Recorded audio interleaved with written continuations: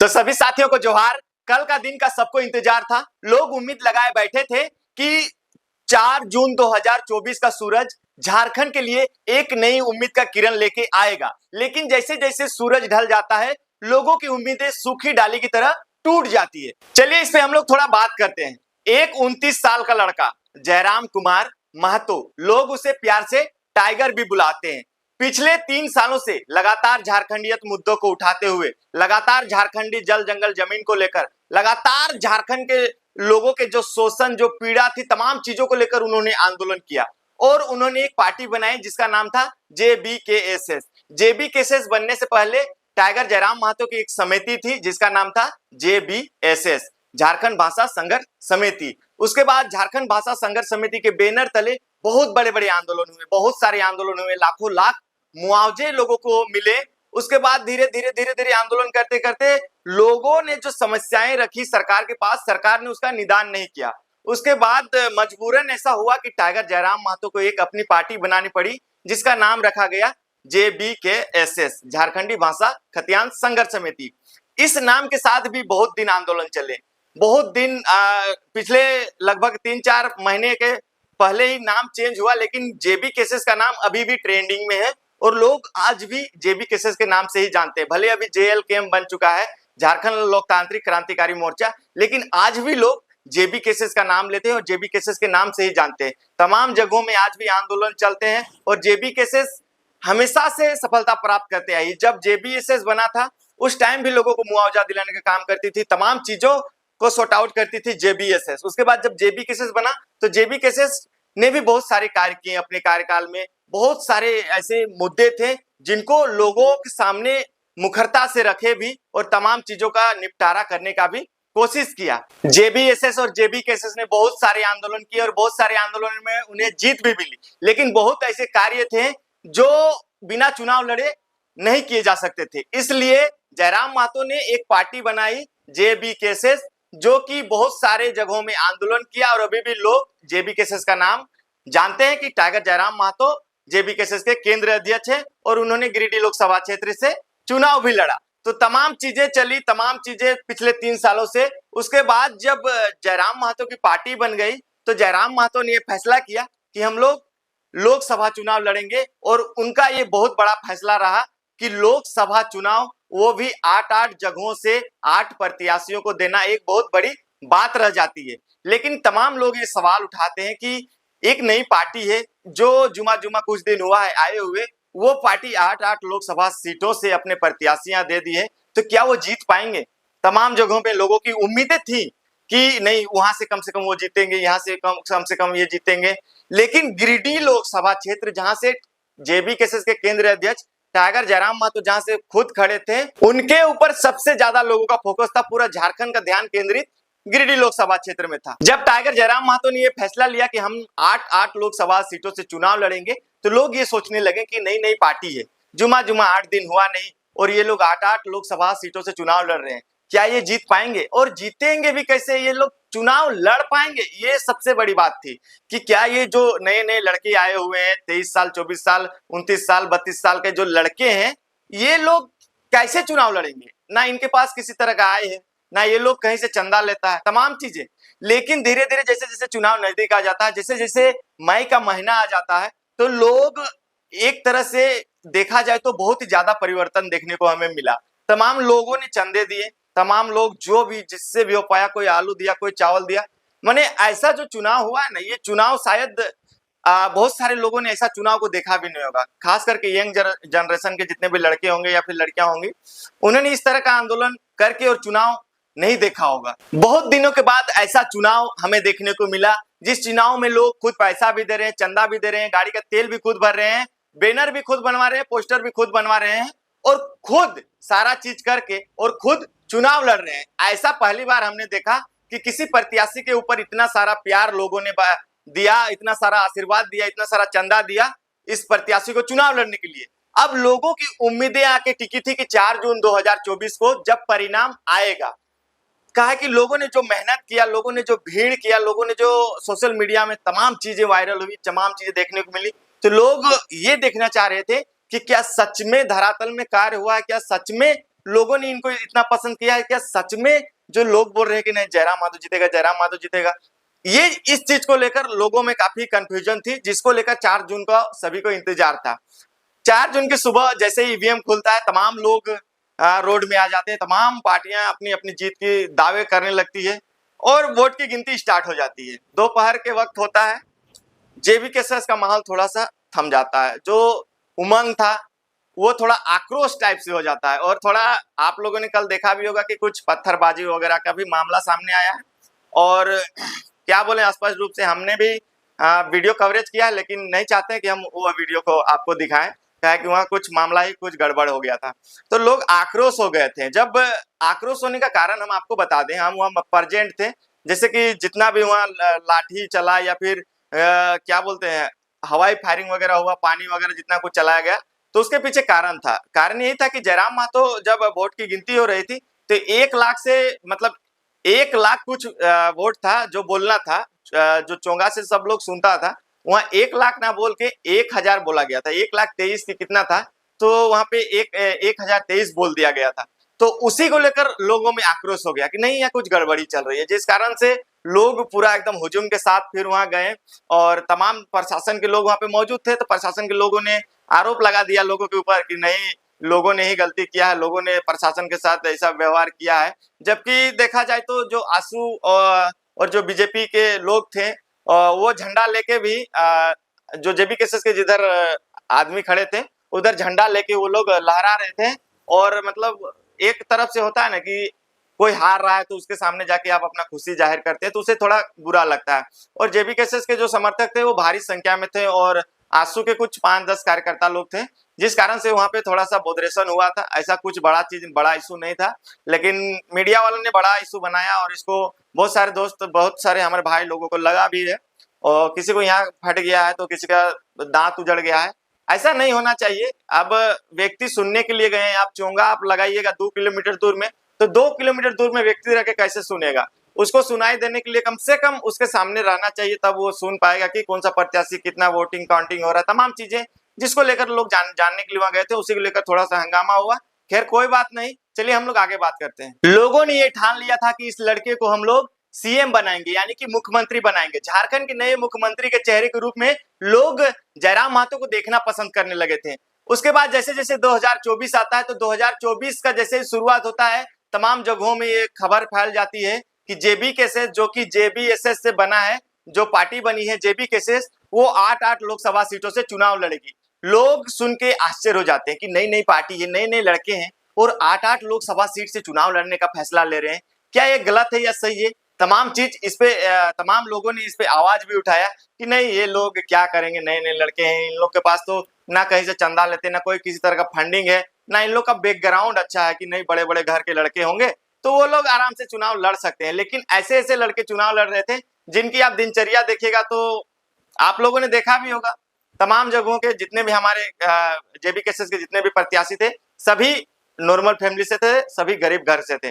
कैसे चुनाव लड़ते, तमाम चीजें थी। लेकिन लोगों ने ये ठान लिया था कि नहीं, इस लड़के को मुख्यमंत्री बनाएंगे।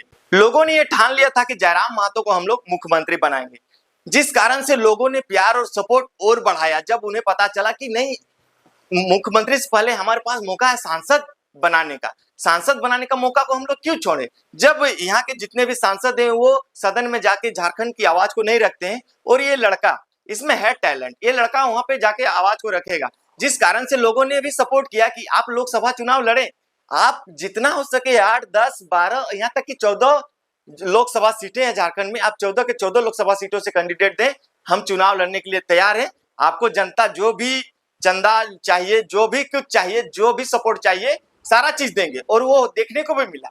ऐसा नहीं है कि लोगों ने सिर्फ कहा और क्या बोलते हैं, बहका के और चुनाव लड़ा दिया और सपोर्ट नहीं किया, ऐसा कोई बात नहीं है। लोगों ने ढेर सारा प्यार सपोर्ट किया, लोगों ने खुद अपना गाड़ी का झंडा भी बनवाया, खुद घर का पोस्टर भी बनवाया, और यहाँ तक कि लोगों को घर घर जाके समझाया भी और बताया भी। लेकिन अंततः 4 जून 2024 को शाम को चुनाव का परिणाम आता है। उसके बाद तमाम जगहों की रिपोर्टें हमारे सामने आई हुई हैं। हम आपको भी दिखा देते हैं थोड़ा सा कि जेबीकेसस ने टोटल 8 लोकसभा सीटों से चुनाव लड़ा था, तो 8 लोकसभा सीटों में कौन से प्रत्याशी ने कितना वोट लाया था उसको हम आप लोगों को थोड़ा बता देते हैं। जी हाँ दोस्तों, जेबी केसेस यानी कि जयराम महतो की जो पार्टी थी, उन्होंने 8 लोकसभा सीटों से चुनाव लड़ा था, लेकिन परिणाम एक भी उनके पक्ष में नहीं आया। हम आपको बता दें कि गिरिडीह से जेबी केसेस के जो केंद्र अध्यक्ष हैं टाइगर जयराम महतो, उन्होंने खुद चुनाव लड़ा था और टाइगर जयराम महतो को टोटल वोट मिले हैं 3,47,322 वोट। ये वोट है जेबी केसेस के जो केंद्र अध्यक्ष, जहां पे सभी लोगों की नजरें टिकी हुई थी। गिरिडीह लोकसभा के जो प्रत्याशी थे जेबी केसेस के टाइगर जयराम महतो का वोट है 3,47,322। उसके बाद हम लोग आ जाते हैं दूसरे लोकसभा में। दूसरा लोकसभा की बात करें तो रांची लोकसभा। रांची लोकसभा से देवेंद्र नाथ महतो लगातार आंदोलन किए भी, वो भी अपने क्षेत्र में, और अच्छा खासा उन्होंने मेहनत भी किया, लेकिन परिणाम भी उनके भी पक्ष में नहीं आया। उनका टोटल वोट है 1,32,647 वोट देवेंद्र नाथ महतो, जो कि रांची लोकसभा से जेबी केसेस के प्रत्याशी थे। अब तीसरे नंबर पे आ जाते हैं हजारीबाग। हजारीबाग से प्रत्याशी थे संजय मेहता, जिनको वोट मिला है 1,57,977। जी हाँ दोस्तों, हजारीबाग लोकसभा के एक अच्छे युवा नेता थे, जिन्होंने काफी मेहनत किया और परिणाम भी उनके भी पक्ष में नहीं आया। उसके बाद हम आ जाते हैं सीधे चतरा में। चतरा से जेबी केसेस के उम्मीदवार थे दीपक गुप्ता, जिनको मिला है 1,00,000।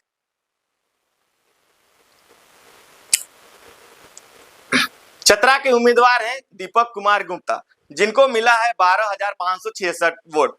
चतरा लोकसभा के जो जेबी केसेस के प्रत्याशी थे दीपक गुप्ता, उन्होंने वोट लाया है 12,566। इनका कुछ उतना अच्छा खासा रिस्पॉन्स नहीं रहा। उसके बाद आ जाते हैं हम लोग सिंहभूम। सिंहभूम से थे दामोदर सिंह। दामोदर सिंह को टोटल वोट मिला है 44,292। ये आंकड़ा प्रभात खबर या फिर हिंदुस्तान में छपा हुआ है, मैं आप लोगों के बीच बता रहा हूँ, आप लोगों से शेयर कर दे रहा हूँ। उसके बाद फिर आ जाते हैं हम लोग दुमका, बेबी लता टुडू। इनका वोट है 19,360 वोट, बेबी लता टुडू का। उसके बाद आ जाते हैं धनबाद, इकलाक अंसारी। काफी चर्चित जगह था, काफी वहां पे थोड़ा मोड़ा बॉदरेशन भी हुआ। तमाम लोग इस उम्मीदवार का लेकर आपत्ति जता रहे थे, लेकिन अच्छा खासा वोट इन्होंने लाया है इकलाक अंसारी। इनका एक कम नहीं तो 80,653 वोट, यानी कि 79,653 वोट धनबाद लोकसभा प्रत्याशी जो जेबी केसेस के थे इकलाक अंसारी, उन्होंने लाया है 79,653। और लास्ट में आ जाते हैं कोडरमा। कोडरमा के प्रत्याशी थे मनोज यादव। मनोज यादव का टोटल वोट आया है 28,310। यानी कि देखा जाए तो जेबी केसेस में सबसे कम वोटिंग आया है चतरा से दीपक कुमार गुप्ता 12,566, और सबसे ज्यादा वोट की बात करें तो गिरिडीह से जयराम महतो 3,47,322 वोट। इन 8 लोकसभा सीटों में सबसे हॉट सीट कही जाने वाली गिरिडीह लोकसभा क्षेत्र, जो कि सबसे हॉट सीट थी इस बार के झारखंड के लोकसभा चुनाव में। तमाम लोग ये कहते थे कि नहीं, गिरिडीह से टाइगर जयराम महतो जीत रहे हैं। तमाम गलियों में, तमाम चौक चौराहे में ये चर्चाएं चल रही थी कि नहीं, इस बार जयराम महतो चुनाव जीत रहे हैं, लेकिन परिणाम उसके विपरीत आता है और लोगों को निराशा हाथ लगती है। अब सवाल ये खड़ा हो रहा है कि लोगों को निराशा ही हाथ क्यों लगी? काफी लोग तो उम्मीद लगा रहे थे, काफी लोग सट्टे लगा रहे थे, काफी लोग ये वादे भी कर रहे थे, उसके बावजूद भी ये निराशा ही हाथ क्यों लगी? ये सोचने वाली बात है। क्या लोगों ने वोट नहीं दिया? क्या ईवीएम में कुछ गड़बड़ी थी? क्या गिनती जो काउंटिंग वगैरह हुआ उसमें कोई गड़बड़ी थी? लोग तमाम चीजें चर्चा कर रहे होंगे कि क्या कुछ ऐसा त्रुटि रह गई जो इस पार्टी ने ये चुनाव को नहीं जीता। जब इतने सारे लोग नाम ले रहे थे, हर गली, हर चौक चौराहे से लेकर सोशल मीडिया से लेकर तमाम जगहों में चर्चा के विषय में थी ये पार्टी। और कहा जाए तो सिर्फ और सिर्फ गिरिडीह लोकसभा सबसे ज्यादा, सभी लोग जानते थे कि अदर जगह से नहीं जीते वो अलग बात है, लेकिन गिरिडीह लोकसभा में ऐसा माहौल था कि एक तरफा लग रहा था। लेकिन जैसे जैसे शाम हुआ तैसे तैसे लोगों का निराशा ही हाथ लगी, और जो उम्मीद था वो कहा जाए ना सूखी डाली की तरह टूट जाती है। लोगों ने तो बहुत चीज कहा, बहुत सारी चीजें देखने को भी आई, कल शाम से ही देखने को मिल रही है और सुबह तक हमें देखने को मिल रही है। लेकिन जेबी केसेस के जो केंद्र अध्यक्ष हैं टाइगर जयराम, जिन्होंने गिरिडीह लोकसभा से चुनाव लड़ा था, उन्होंने क्या क्या है उसको लेकर हम लोग थोड़ा जान लेते हैं। जयराम महतो ने कहा है कि चुनाव में हार जीत लगा रहता है, हताश एवं निराश होने की जरूरत नहीं है। इस चुनाव से बहुत कुछ सीखने को मिला है। अब विधानसभा चुनाव की तैयारी में जुट जाना है। युवा तो जीतते हैं या फिर सीखते हैं। युवाओं ने जब जब बोला है राज सिंहासन डोला है। जयराम महतो ने कहा है कि हम जीत जाते हैं या फिर नहीं जीतते हैं तो बहुत कुछ सीख जाते हैं। ये चीज जयराम महतो का कहना है। लोग तमाम चीजें बोल रहे थे कि नहीं ईवीएम में कोई गड़बड़ी हो गया होगा, फिर विपक्ष के लोगों ने कुछ किया होगा। तो ऐसा कुछ नहीं है, चुनाव है और चुनाव में तमाम चीजें होती रहती है और होती ही रहेंगी। अब जयराम महतो का जैसा आदेश है कि अब हम लोग विधानसभा चुनाव की तैयारियां करेंगे, कहा कि लोकसभा चुनाव समाप्त हो चुका है और लोकसभा चुनाव का परिणाम भी आ चुका है। तो आप लोगों से भी मैं यही कहूंगा कि इतना ज्यादा दिमाग न लगाएं। बहुत दिनों से आप लोगों ने दिमाग लगाया है और आगे भी बहुत सारा दिमाग आप लोगों को लगाना भी है, लेकिन अभी इससे ऐसे चीजों पे दिमाग ना लगाएं जो चीजों का कभी हो नहीं सकती, उन चीजों को दिमाग लगा कोई फायदा नहीं है। चुनाव का परिणाम आ चुका है, विपक्ष के लोग जीत गए हैं, ये आप लोग हार गए हैं, आपको ये स्वीकार करना होगा। तमाम जेबी केसर के जितने भी लोग हैं, थोड़ा मैं आप लोगों को इस वीडियो के माध्यम से मोटिवेट करने का कोशिश किया। आशा करता हूँ आप लोगों को पसंद भी आया होगा। तो लाइक कीजिएगा और कमेंट कीजिएगा कि क्या मैंने सही कहा या फिर मैंने गलत कहा।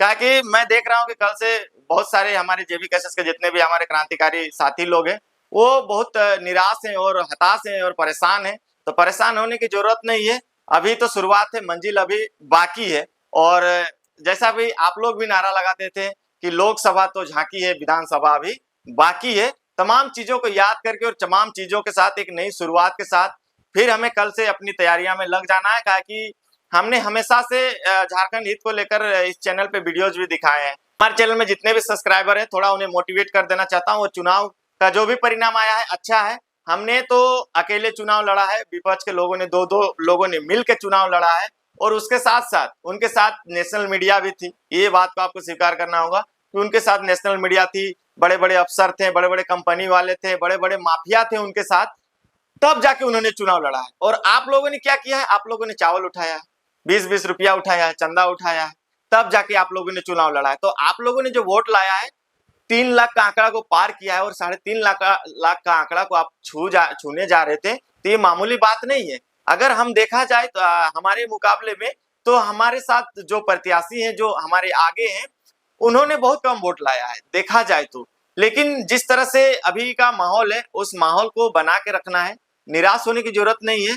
विधानसभा आ रहा है, बस 3-4 महीने की देरी है, उसके बाद फिर से वही जनसैलाब उमड़ेगा और फिर से वही माहौल देखने को मिलेगा।